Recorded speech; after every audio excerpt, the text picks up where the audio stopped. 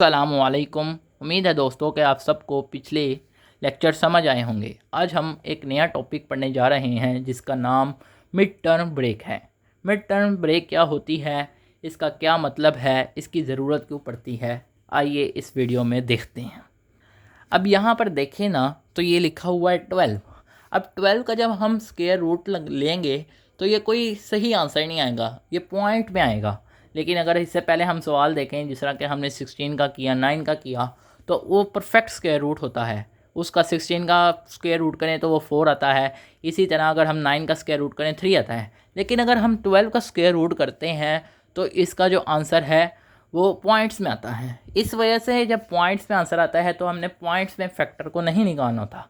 तो इसी वजह से हमें मिड टर्म ब्रेक की ज़रूरत पड़ती है। अब मिड टर्म ब्रेक होती क्या है ये समझते हैं। अब यहाँ पर देखें तो ये लिखा हुआ है x square minus 7x plus 12। अब इसमें देखें सबसे पहले हम हायर वाली लिखते हैं। अब एक्स स्क्वायर है, ये बड़ी है क्योंकि इसका पावर 2 है। इसी तरह माइनस 7x प्लस 12, सबसे पहले हम बड़ी उससे छोटी तरतीब से लिखते हैं। अब अगर हम इसमें मिड टर्म देखें तो ये जो है ये -7 है, क्योंकि ये जो है ये इसकी एंड टर्म है, ये फर्स्ट टर्म है, और ये जो है फिर इसकी क्या हुई, मिड टर्म। असल में हमने इसे ब्रेक करना होता है, इसी वजह से हम इसे कहते हैं मिड टर्म ब्रेक। ब्रेक का मतलब यानी तोड़ना होता है। जो मिड वाली टर्म है हमने उसे तोड़ना है। अब -7x है, अब हम इसे कई तरीक़ों से तोड़ सकते हैं। हम इसे -3x -4x लिख सकते हैं, हम इसे किसी भी तरीके से लिख सकते हैं। -1 लिख सकते हैं, -5 -6, यानी कि किसी भी तरह हम इसे -7x को तोड़ सकते हैं। लेकिन हमें इस तरीके से तोड़ना है कि हमारी जो इक्वेशन है वो मैनेज हो। तो इस वजह से हमें मिड टर्म ब्रेक की ज़रूरत पड़ती है। अब ये देखें, ये बहुत ही इजी चीज़ है। यहाँ पे देखें, अगर एक्स स्क्वायर का हम कोफिशिएंट देखें तो वो 1 है, यानी ऐसे, जैसा कि मैंने पिछली वीडियो में समझाया था, कोफिशिएंट जो है वो ये है।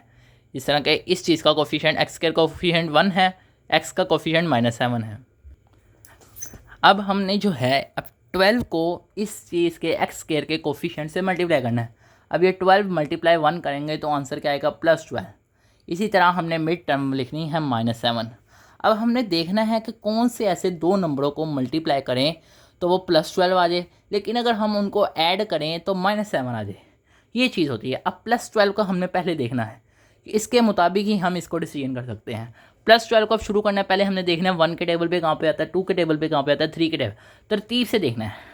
अब +12 को देखेंगे तो 1 × 12 जो होता है ये +12 होता है। इसी तरह 2 × 6 जो होता है ये भी 12 होता है। इसी तरह 3 × 4 भी 12 होता है। या हम यूँ कह सकते हैं -1 × -12 तो ये भी +12, क्योंकि माइनस माइनस प्लस हो जाता है। इसी तरह -2 -6 -3 -4। अब हमने देखना है कि इनमें से कौन सा, ये सारे इसके फैक्टर हैं। अब हमने देखना है कि इनमें से कौन सा फैक्टर हो जिसको अगर हम ऐड करें तो वो -7 आ जाए। अगर 1 + 12 को ऐड करें तो ये 13 बनता है, तो ये तो -7 है ही नहीं। इसी तरह 2 और 6 को ऐड करें तो ये 8 बनता है, तो ये भी नहीं है -7। 3 4 को देखें तो ये +7 बनता है, लेकिन ये तो -7 है। अगर इसको देखें तो -1 -12 -13, तो ये से -7 है ही नहीं। -2 -6 -8, ये भी -7 है।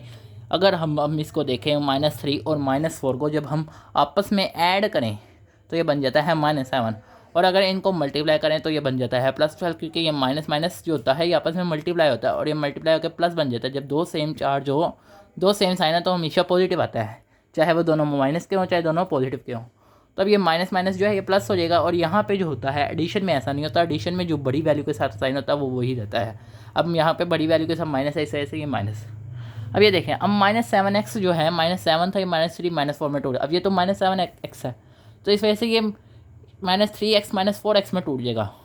अब ये देखें, अब इसमें से देखें तो x कॉमन आता है, क्योंकि x इसमें भी है और x इसमें भी है। जब हम इसमें से x निकालेंगे पीछे एक x रह जाएगा, माइनस यहाँ से x निकालिए पीछे रहेगा 3। इसी तरह यहाँ से -4 निकाला है तो x और फिर माइनस और 3। अब ये दोनों भी कॉमन आ रहे हैं, x -3 x -3।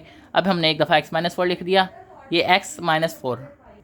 अब ये देखें तो x -3 कॉमन आ रहा है, तो x -3 को एक दफ़ा कॉमन लिख लिया और एक दफ़ा x और ये -4। तो ये सवाल था, ये कोई डिफ़िकल्ट नहीं था, ये बहुत इजी है मिड टर्म ब्रेक। इसी तरह सारे सवाल होने हैं। याद रहे कि हमने सबसे पहले +12 को देखना है, उसके फैक्टर बनाने कि ये किस किस से मल्टीप्लाई हो रहा है। फिर देखना है हम कौन से फैक्टर को ऐड करें तो वो मिड टर्म वाला आ जाए। तो ये चीज़ है, ये कोई मुश्किल नहीं है। उम्मीद है दोस्तों कि आपको मिड टर्म ब्रेक समझ आई होगी। अगर आपको इसमें किसी भी किस्म की डिफ़िकल्टी आती है तो आप कमेंट सेक्शन में पूछ सकते हैं। आप सब दोस्तों से गुजारिश है कि इस वीडियो को अपने दोस्तों के साथ जितना हो सके शेयर करें। आपके जितने भी दोस्त जो कि 9th क्लास में मौजूद हैं उन सब के साथ शेयर करें ताकि उनको भी समझ आ सके आसान तरीके से। और नए दोस्तों से भी गुजारिश है कि वो इस चैनल को सब्सक्राइब कर लें। शुक्रिया।